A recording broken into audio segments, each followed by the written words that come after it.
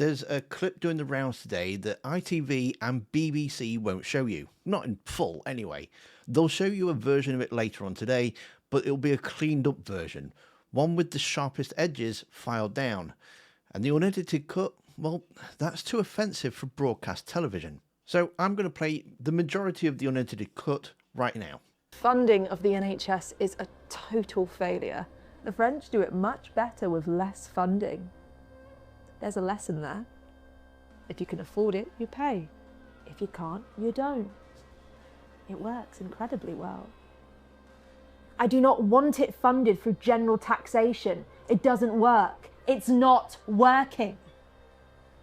I think we're going to have to move to an insurance-based system of healthcare. It's highly likely that the COVID vaccines have been a factor, a significant factor, in the cancer of members of the royal family.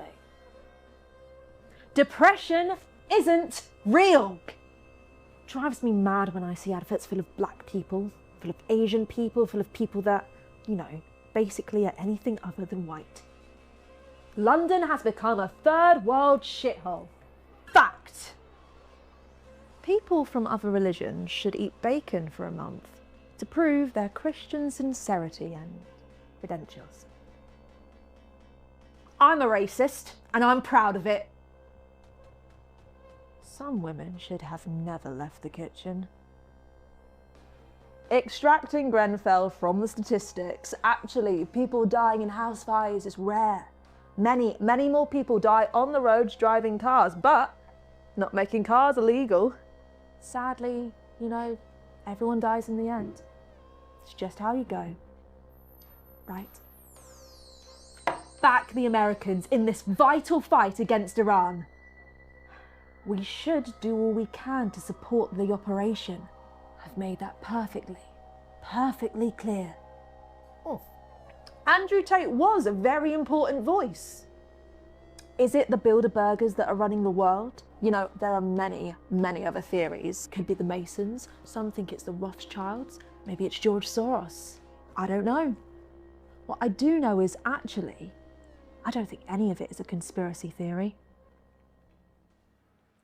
Every word in that clip was said by a Reform UK politician, a senior figure, an advisor, a candidate, a councillor, or an MP. Now, if you haven't worked it out already, this is a party political broadcast by the Labour Party.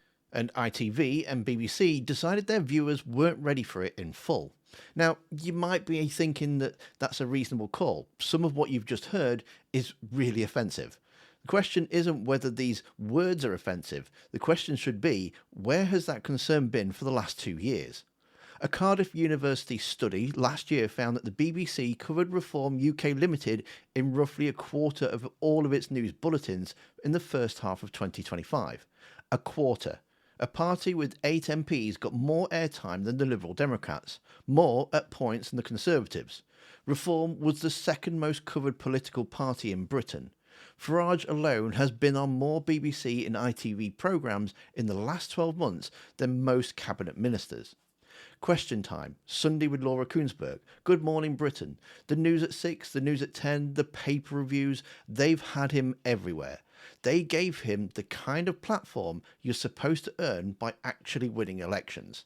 And now, when someone compiles that Reform politicians actually say, in their own words, without any fluff or framing, no debate, no host asking follow-up questions, suddenly then that's too hot for television. But let's have a look at what actually was in there. The NHS exchange. I do not want it funded by general taxation. I think we're going to have to move to an insurance-based system of healthcare. Through general taxation, or you think you need to look at the funding model? I do not want it funded through general taxation. Right, okay. It doesn't work. Okay. It's not working. We're getting worse bang for the buck than any other country, particularly out of those European neighbours. That's Farage. He said versions of that in 2012 when he was leading UKIP. He said it on BBC Question Time last year that the NHS isn't working anymore and that we need to fundamentally rethink how it's funded. The BBC had him on, the audience heard it, and then at that time everything was fine. The drives me mad when I see adverts full of black people, full of Asian people line is Sarah Poachin. Not a rogue candidate who disappeared after an embarrassing tweet. She's Reform's MP for Runcorn and Helsby. who won that election by 6 votes. 6 votes. She said on Talk TV last October, Farage called her comments wrong and ugly, and then she stayed in the party. Absolutely right. Drives me mad when I see adverts full of black people, full of Asian people. The Grenfell line. Everyone dies in the end. It's just how you go. That was Simon Dudley, Reform's housing spokesperson. Farage appointed him. When the backlash came, Farage's first instinct was to stand by him. The housing secretary said at the time that Reform had to be dragged kicking and screaming into finally doing the right thing. Dudley was eventually sacked after Farage had thrown Richard Tice under the bus. Okay, I want to ask you about Simon Dudley. This was your housing spokesperson. Come on, he was your housing spokesperson. Well, you're the leader of the party, and you made these comments. I want to remind people, everyone dies in the end, fires happened. Sadly, no, everyone dies in the end. I mean, those were offensive comments, were they? Yeah, he was appointed 2 weeks ago. He's made these comments. He's no longer there.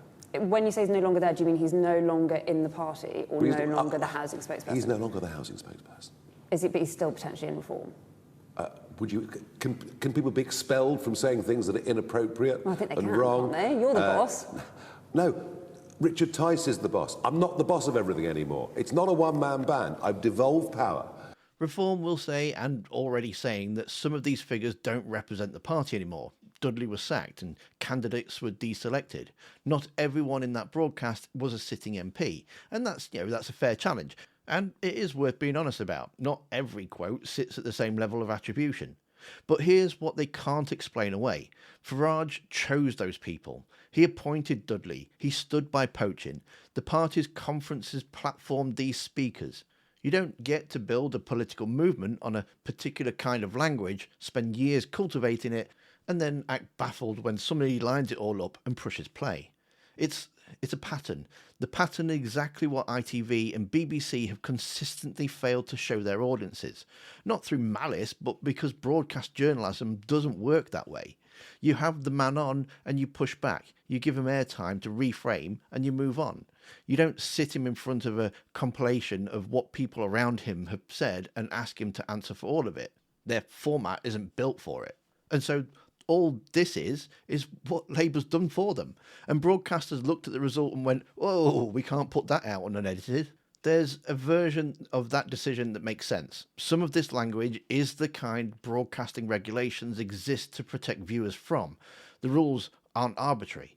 But it does produce a situation that's genuinely hard to explain to a normal person. ITV will give Nigel Farage a platform to discuss the NHS insurance. They will not show you, unedited and in sequence, the broader shape of the political movement he leads. He will get the airtime. His movement doesn't get the scrutiny. And when somebody finally compiles what that movement actually sounds like, that turns out to be the thing that crosses the line. The toned-down version airs later on today. I'm not even bothered to watch it because it's just going to be full of fluff. Which means ITV and BBC will show you Reform, just the version of Reform that's safe for television, the same as always, and not the actual Reform some people may be considering voting for.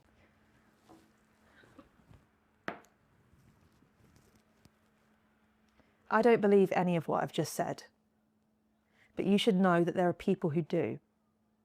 Every word you've just heard was spoken by Reform UK politicians, senior figures, advisors, candidates, councillors, MPs.